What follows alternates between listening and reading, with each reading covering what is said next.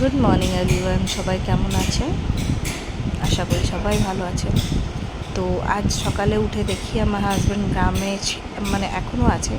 তো ওখানে পুকুর পরিষ্কার হচ্ছে। আমাদের পুকুরে যে মাছগুলো ছাড়া হচ্ছে সেই মাছগুলোকে মানে একটু অ্যাক্টিভেট করা হচ্ছে। মাছগুলো নেতিয়ে পড়েছে, তো আর সাথে পুকুর পরিষ্কার করা হচ্ছে। তো ভিডিওগুলো ছাড়লো, তো সেটা ভাবলাম আপনাদের সাথে শেয়ার করি।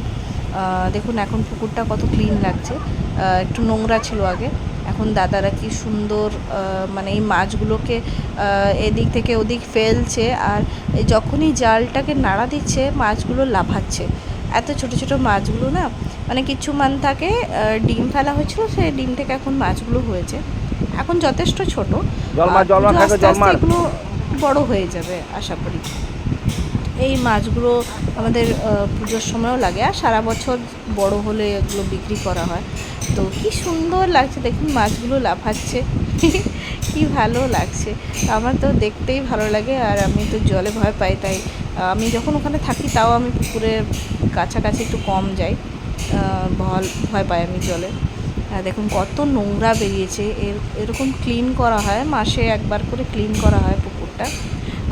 আর ক্লিন করলে কি হয়, মাছগুলো একটু বেশি ওপর দিকে মানে যখন ভাসে তখন দেখা যায়, ক্লিন দেখা যায়।